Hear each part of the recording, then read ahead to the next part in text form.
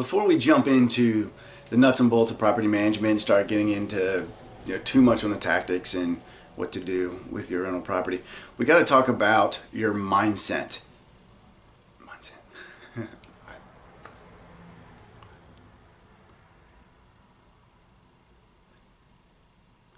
Before we dive too far into the nuts and bolts of property management, I want to talk about your mindset. No, I'm not talking about morning rituals and secreting and think it and it shall be true and all that kind of stuff. I'll leave that kind of advice to other people. What I'm talking about is laying the foundation on how you think about your rental property, and that is as a business. Your rental property is a business and treat it as such. So before we jump into how you think about business, I got to get on my little soapbox real quick, which is what I do from time to time because I'm very passionate about rental real estate. And this one thing is the core of everything I do. Be a good human being. It's business, but also be a good human being when it comes to real estate, rental properties. And it's so important because with tenants, this is their home. It's where they're safe and they're secure, and they get very, very defensive about interactions that they feel are kind of attacking them. And the number one reason why tenants move is they don't like the landlord. And for whatever reason, whether correctly or incorrectly, they just don't like the landlord. And so how do you overcome that? Be a good human. Treat your tenants with respect. Don't be a slumlord. Nothing annoys me more in rental real estate than slumlords. Don't like them. Can't stand them. I come in contact with my management company. I pass on them. I come in contact with them as investors. I'll buy from them if need be, but I don't associate with them and network with them or anything like that. But I'll be more than happy to buy the house and turn it into something nice and quality. Don't be a slumlord. If you want to be a slumlord, this is not the podcast for you. So be a good human being first and foremost with your rental property. That doesn't mean don't make smart business decisions. There are going to be times you have to decline an applicant. You're going to have to charge that late fee. Heck, you might even have to evict someone from time to time. You can still do that while being a good human. And how do you do that? How do you evict somebody while still being good? It's treat them with respect. Don't curse at them because they're late on payments. Have a little bit of empathy.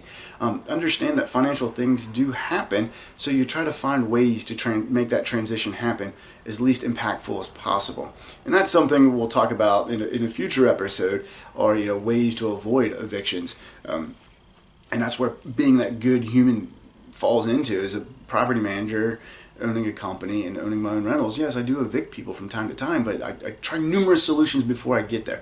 Do I have to? No, I could jump straight to eviction because the law allows me to, but I don't because it doesn't. One, it's just not nice to jump to the most extreme first, but two, it's bad business.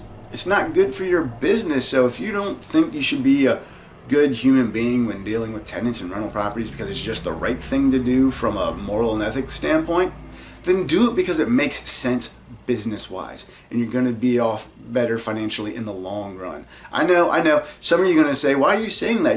People should always be good because you're supposed to. Well, that's not how the world works, and some people only want to worry about their bank account. So I'm pleading to those people who only care about their bank account that being a good human and treating your tenants with respect and providing quality housing benefits you financially in the long run as well.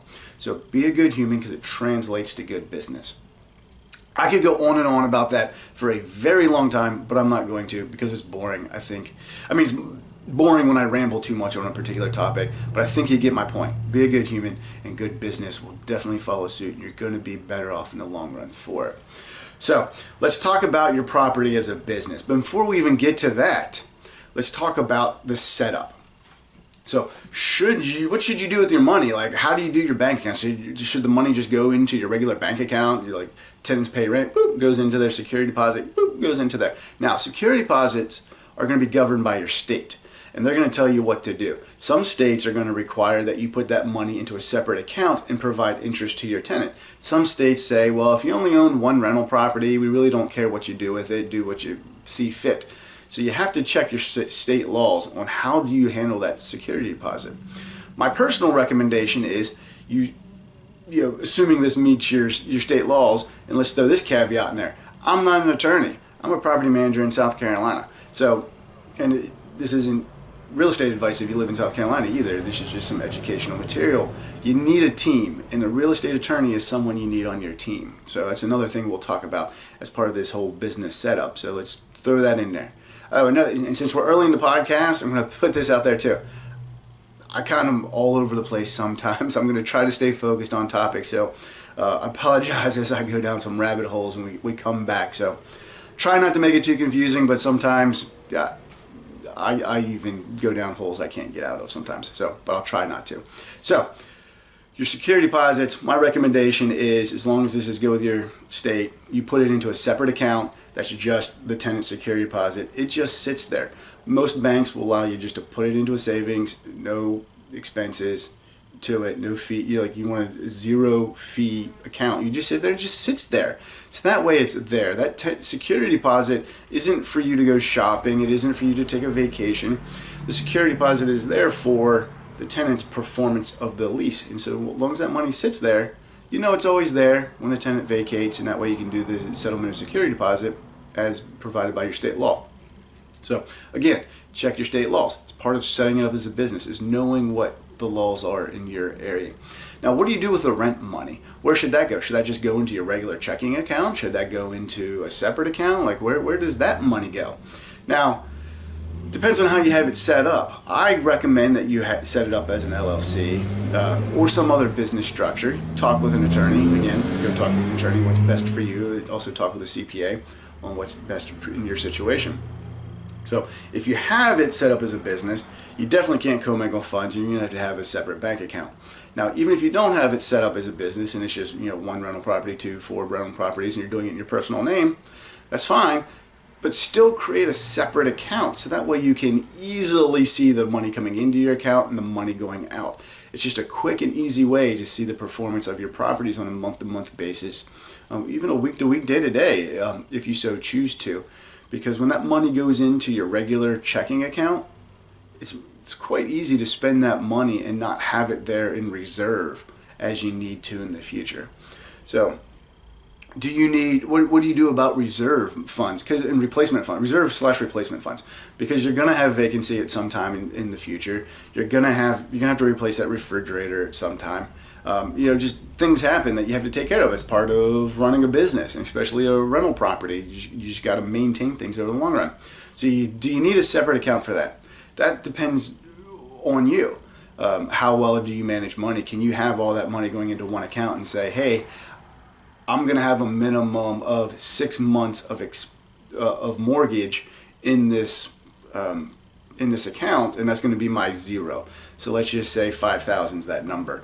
And you're like, that's going to be our new number. Anytime we're below 5,000, we're not taking any owner draws. We're not going to spend that money until we get to that level. And then once we get above that, then we can look at taking out some owner draws, spending it as we see fit. That's up to you. If you don't have that kind of money, what's the word I'm looking for? Oh goodness. I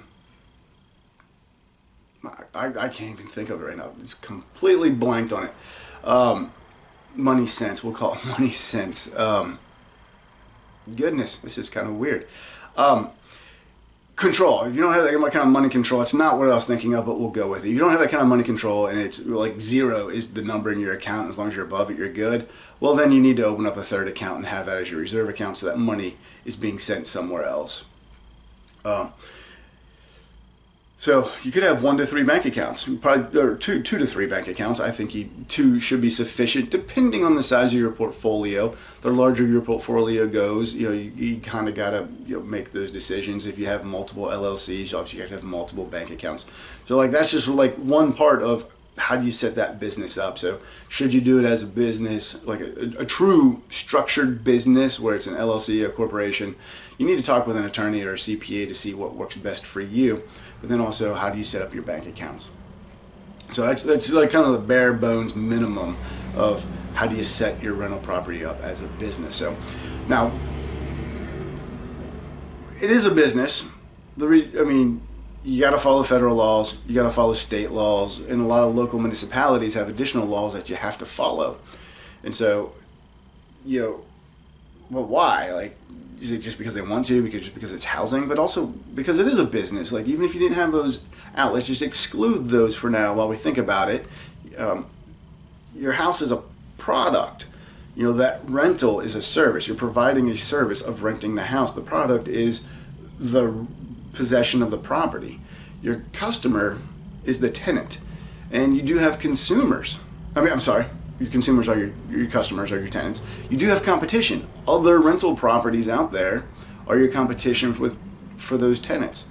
So just like the shoe company, the burger company, your local pizza shop, the car dealership. You have a product. It's your house. You only have one product, so you got to be much better at selling that one product. And you only have one customer, so you got to treat that customer very well and keep them happy and keep them in your property. And so you do have less competition, because there's hopefully not too many rentals in your area. But all that factors into it as well. I talk with a lot of prospective clients who say, my house is awesome. It's perfect. I love this about it. I love that about it. This is great. This is wonderful. Don't care. I just don't care. All I care about is, does this home, scratch that. When I'm talking with a client, it's a property now. It's not their home, it's a property because it's an investment property for them. Does this property appeal to the needs of the most amount of tenants? Because I don't want a specialized property that's only going to work for one or two people, because you're really narrowing down your prospective tenants. So you want that house to fit the widest range. And so just a quick example of that is like paint colors. I hear this all the time. I love my paint colors. I love how this color works here, this color works there. Who cares? Tenants don't care about your taste. I'm willing to bet you, if you have a boyfriend, girlfriend, husband, wife, whatever living with you, their tastes in colors are slightly different than yours, and they are choosing to live with you. And so y'all have a lot in common, but even there your color choices are a little bit different. So your specific color taste, tenants just don't care. You need to have one, maybe two colors throughout the house that's nice, simple, neutral, that appeals to the widest basis possible. Because again, we want someone to rent the house. The way someone rents the house is you have lots of people interested. If you don't have a lot of people interested, you only have 2 or 3 people calling, you're not going to get that rented anytime soon. So, and when that paint color is 1 or 2 colors throughout the house, your turnover costs in the future are less, because you don't have to go matching a bunch of paints. There's only 1 or 2 paint colors. Whereas if you have 5, 6 different paints in the house, it's going to be harder to do that touch-up painting because there's so many different colors, especially when you have 2 shades of blue and which one goes where. Unless you have your cans perfectly labeled, your painter, your handyman can get that mixed up, and you're going to get billed for the time, so your turnover cost is going to cost more. It is what it is. So it's a way of how you look at your property as a product. How's it going to appeal to the most people possible? So with any business, you're going to have processes, and you're going to need to write those out. We're not going to get into all those processes now, and like how you should run those processes. That's the point of the podcast, is to get into those things. But like, how do you advertise your property? How do you screen your tenants? How do you schedule showings with your tenants?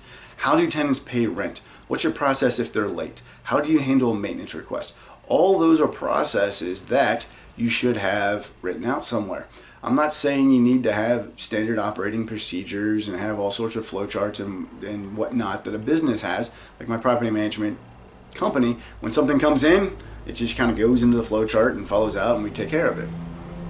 If you only own 1 or 2 rentals, that's not something you need to do, but you do need to know what are you going to do when X happens, or why you need to do X, so these are the steps you're going to follow. So you have to have those kind of processes written out before they happen. And that's one of the advantages of working with a property management company. I started in real estate as a rental property owner, self-managing, and I over the years transitioned to owning a property management company, but I still also manage my own stuff. Well, through the management company I manage it. So I am an advocate for management companies when it makes sense. It doesn't always make sense. I just talk with people all the time that self-manage, and they do phenomenal with it, and that's great. But that's because they think of it as a business and they have processes that run it for them. So as a business, every business does it.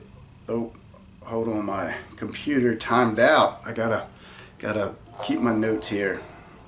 Sorry about that. I'm not really sure what happened. Usually doesn't do that. All right, and no, I won't edit this out. I just run with it and go. So I don't want perfect to be the, oh man, what's the saying? Perfect to be the enemy of action. I think that's what it is. I don't know. Anyhow, so it's a business. You got cash coming in. What do you do with that cash when it comes in? The first is you pay your expenses, because if you don't pay your expenses, you're kind of up the creek without a paddle. You're going to lose your house. And then second, before you go spending the rest of that money, do you need to do any maintenance on the property? Do you need to put anything in reserves for your future time? So a little story about that. Once had a client who hired my management company. They said, this is the tenant that we want. What do you think? I said, that's going to be a no, because they don't have any income. And they said, well, we're good with it. We want them to move into our properties. And so I said, okay, it's your house, it's your tenant, which my management company doesn't do anymore. Now we fully screen them. This was early in my company years, where clients, if they brought a tenant and they said yes no matter what, we just went with them. Now we don't. Now the tenant has to be approved. Anyhow, I digress. The tenant didn't have the income. I told them that. They said, we want them. So I said, okay, fine. We signed the lease, moved on. The tenant was consistently late with rent. It got to the point where 1 month they didn't pay rent at all. So started the eviction paperwork, and then the next month, so rent it bled into the next month, and so now they owe 2 months of rent. So they ended up paying both months of rent at once, and to stop the eviction process. So they paid the entire amount. So let's say the rent was $1,200. They paid $2,400 plus late fee plus eviction filing fee. It's awesome. Client's made whole. Well, next month rolls around. Guess what? The tenant's late again. And the client actually said, we have no money. How we need that rent? I'm like, what about the money from last month? Because before you got that money, you said that you paid the mortgage from savings. So the mortgage was good. You just couldn't have any hiccups going forward. And if they paid rent, you'd be back on track and you'd get the savings. And they said, well, we took the extra money and went on vacation. I was like, okay, but why? I didn't say why to them. I just said, okay, and we just moved on. But mentally I was thinking, why? This tenant's late all the time, and they're going to have hiccups, and you just went and spent your extra money on vacation. And that's where I'm talking about, you have to treat it like a business. Otherwise, you're going to fail. It's not an if, it's not a possible, it's a when. And so you have to, when that money comes in, you got to pay your expenses, and then you have to look at what else do you need that money for. Do you have some repairs coming up? If not, great. And then you have to put some of that in reserve for that rainy day, because that rainy day is going to come. It's going to happen. There's going to be things that need to be done. Tenants move. So even if everything's great, that tenant's eventually going to move, and then you're going to have turnover costs. You're going to have to do some maintenance. Appliances have usage lives. They're going to go bad eventually. And so having that money up front is always the best option. So as you're looking at, okay, well, I was about to dive into the next big podcast in full, but I won't. So I'm just going to hit it kind of small. So with the business, you got those cash flow needs coming in, and then you also have to budget for the long term, because you can't sacrifice your short-term cash flow for too much on the long term, because you can't pay your bill. So cash flow, balancing cash flow versus long-term needs, and property preservation, that's going to be the next full episode's topic. So I'm not going to dive into that anymore. So not all business decisions are cut and dry. So an example I always like to use are plumbing pipes. So the tenant calls you, they clog the toilet. Now in South Carolina, the law is tenants are required to keep sewer pipes open. So if they clog the toilet, it's their fault. They have to pay to have it unclogged. Now, I always like to have this conversation with clients. depending on where we're at in the lease. If the lease just started, it's maybe a different conversation. It's always the same conversation, but it's always like, okay, where are we at in this lease? If we're 3 months into the lease and the tenants have been paying rent late and they've been a headache and you're like, they've caused some they're just rough on the property, maybe you make them pay it. But my recommendation is almost always, on the first time something like this happens, you use it as an educational tool. And you just eat the cost and you say, hey, tenant, this is a responsibility for you to maintain the sewers open. And again, this is state specific to South Carolina. This is just how you think about things. It's your responsibility to keep the sewer pipes open. I'm gonna go ahead and pay this cost now, but next time it's on you. So 2 things happen there. 1, the tenant's appreciative you took care of it.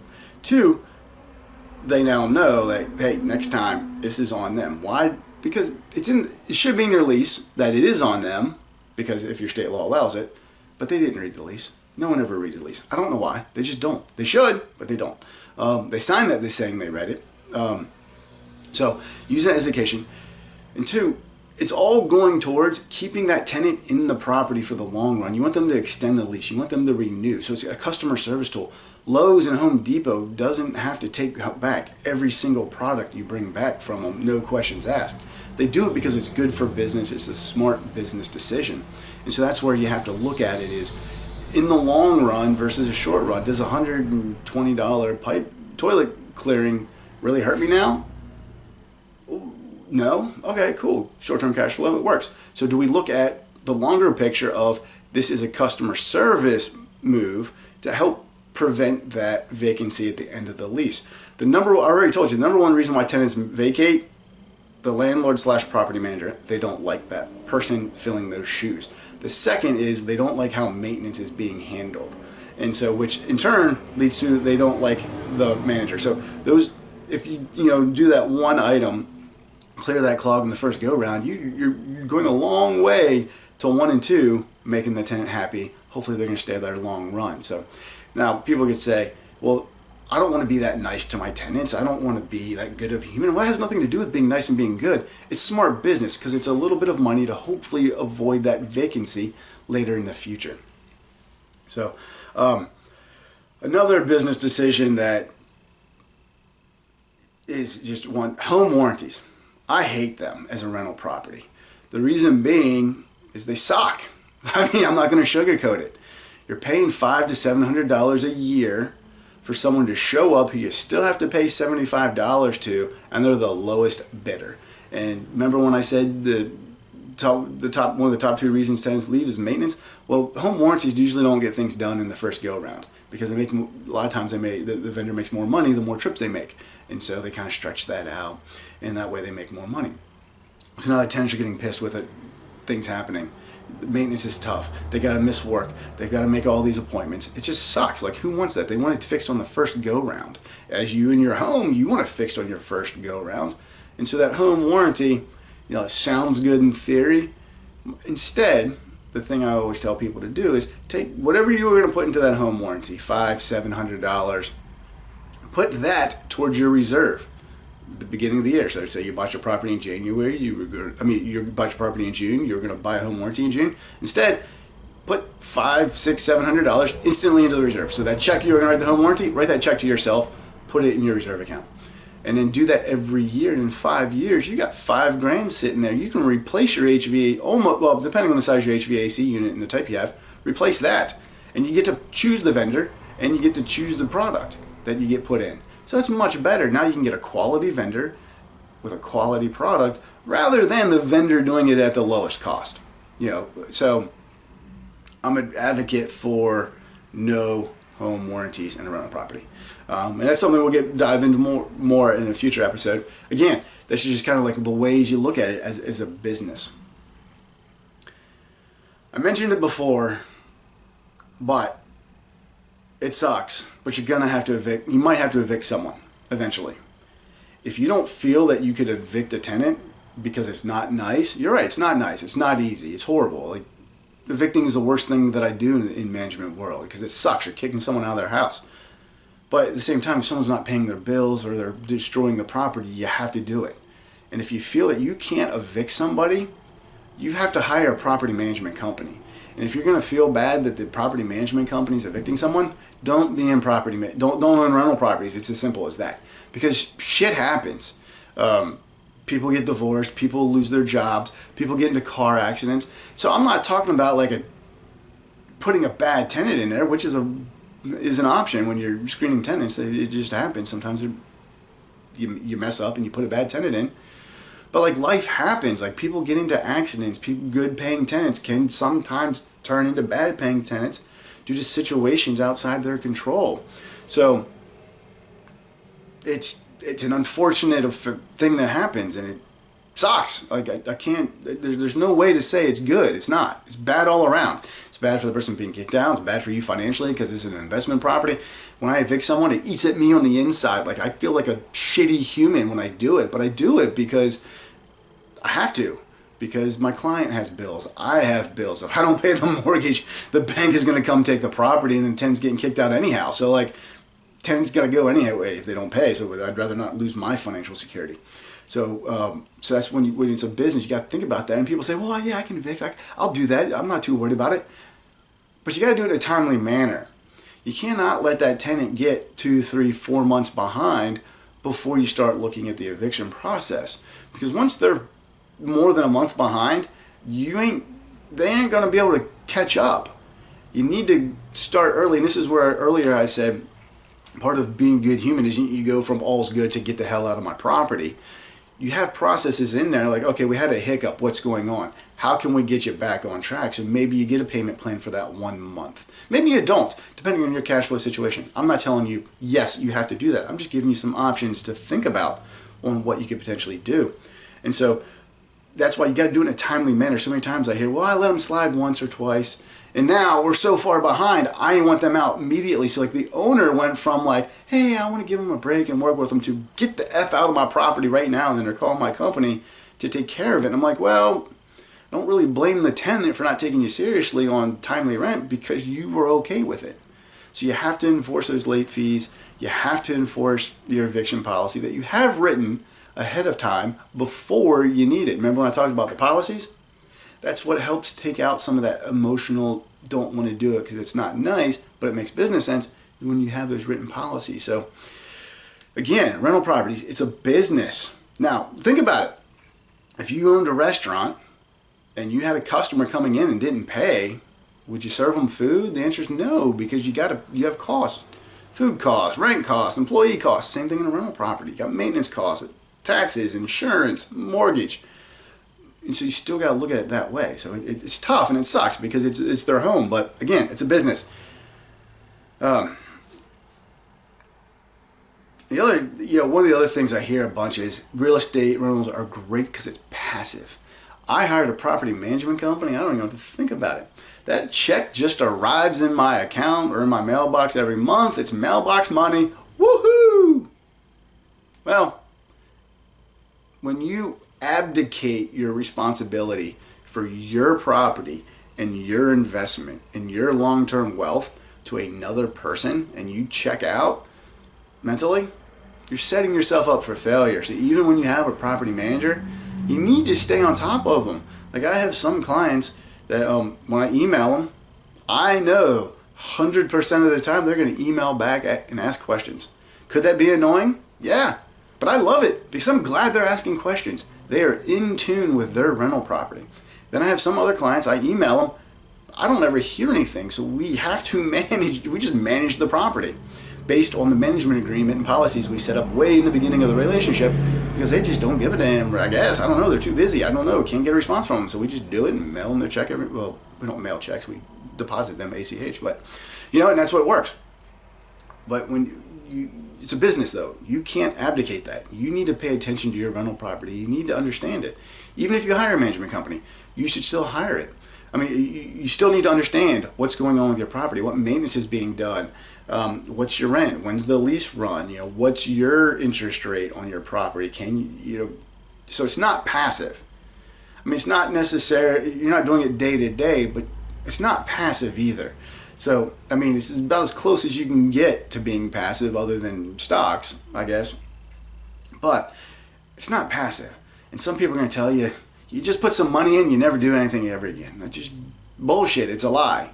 Because don't view it as a completely passive investment. I mean, I'm not saying go swing your own hammer, you go unclog the toilets. I'm not saying that at all. But you should know who's going out there to do the work on your property and how much it's going to cost you. Excuse me.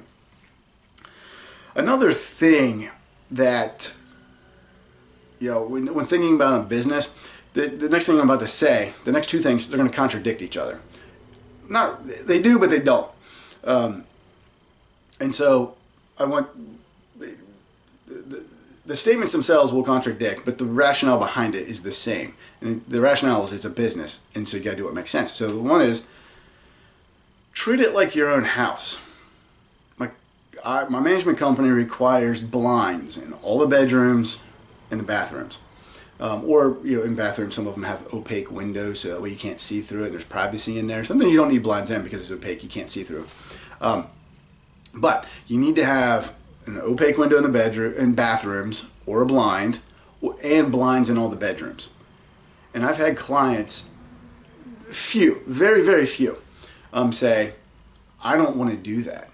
And I say, well, there's two choices. Well, no, I always go, do you have blinds in your own bedroom? And 100% of the time they say, yes. And then my next question is, why? And they say, well, I don't want anyone looking in my window. Ding, ding, ding, winner, winner, chicken dinner. Neither do tenants.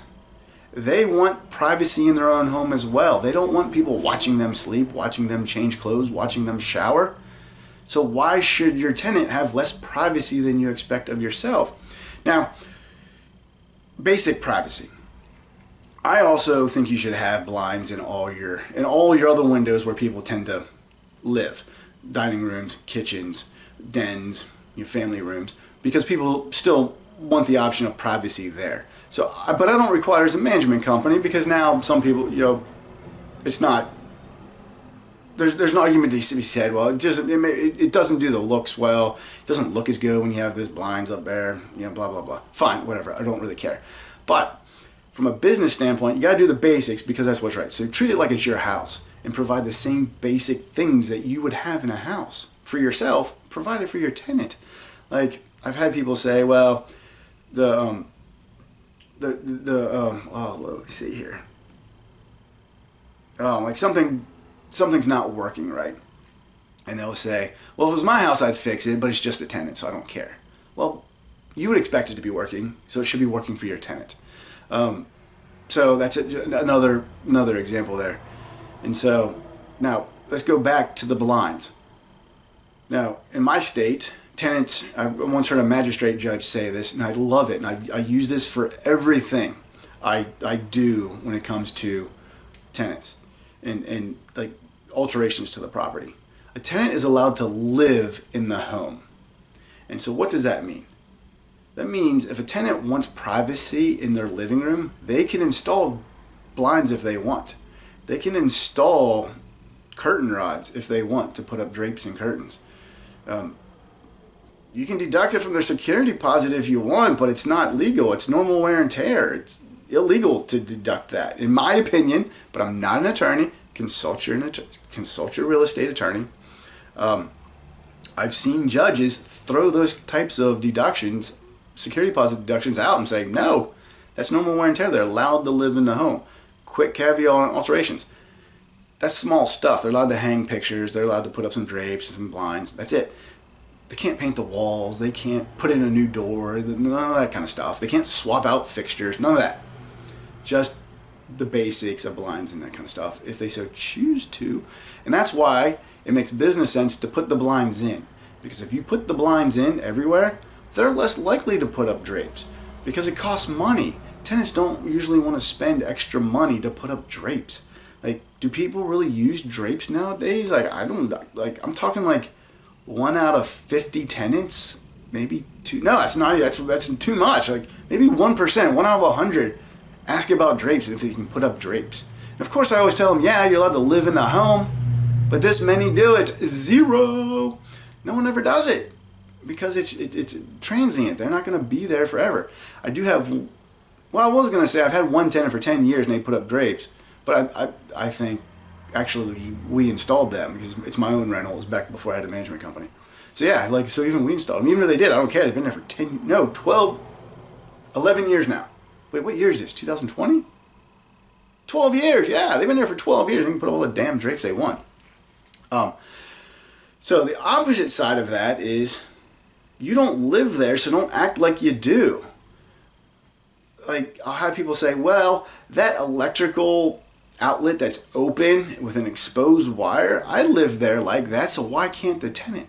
Like, it's a liability issue, man. Like, the tenant touches that, they're going to fry themselves, and you're going to get sued. I'm going to get sued as a property manager. Like, oh, the railing on the porch is a little loose. Well, you got to tighten it. I don't care that you lived there and dealt with it. The tenant is paying rent for a fully functioning property. And don't give me this crap of, oh, I put it in my lease as is. That's bullshit. Because liability doesn't care. You got the law sets the basis of what you're supposed to do. You can get sued for any reason. This is America. You look at someone funny, they can file a damn lawsuit if they want. They're going to lose because you can look at anyone any way you want, I mean, within reason. You know what I mean? No peeping toms. Don't try to claim I'm advocating for that. But like, it's a sue happy society, and so you got to protect against those liability things. So just because you tolerated it as when you live there doesn't mean that it's right for the tenant. You got to take care of it. That's because it makes business sense. Like, tenants are paying for full use of the house. The oven burner doesn't work on your stove, fix it or replace the oven. Simple as that. I don't care if your oven in your own house doesn't work properly and you deal with it. The tenant's paying for a working oven, and guess what? State law says that they have to have a working oven. I don't care. Like, get it done. So that's what I mean. Like, treat it like you live there. At the same time, don't treat it like you live there. So I know that's kind of a little opposite, but it goes back to what's business sense. You got to treat it like a business. That tenant is your customer, and you got to meet their needs. And so I've heard people say, like I said, well, I'm not going to do that because I don't live there. Well, who gives a shit? You don't live there. I know that. The tenant lives there. How do you make your tenant happy? Within reason. How do you make your customer happy? How do you bring them back? That's the most important repeat customer you can have, is your tenant renewing your lease. And then, fix the things that don't work, because your customer isn't gonna, you might eat, like you're cooking your hamburger at home and half the bun falls off, and so you got half a bun. Like, screw it, I'll just eat it. You're not gonna serve that in a restaurant because the customer's not gonna want that. So, like, why are you doing that in a rental property? But people do it all the time, so kind of frustrating, so to say. But I've ranted on about this whole, it's a business, be a good human because it leads to good business. I kind of went all over the place. Future podcasts are going to be more concise. They're going to be around a specific topic. Some of the things I talked about today, they're going to be talked about in more detail and get down into the XYZ steps, 1, 2, 3 steps on how you implement them, more ways to think about it. So this one was kind of all over the place, really important on thinking about your property as a business, setting it as such, having your team. I've referred to attorneys and CPAs a lot, your maintenance people, all of those go into your team. We'll talk all about that in the future. So I hope you enjoyed this podcast. It was kind of all over the place. Again, I know I went down some holes. Future episodes will be more concise on one particular topic. So I will see you on the next one.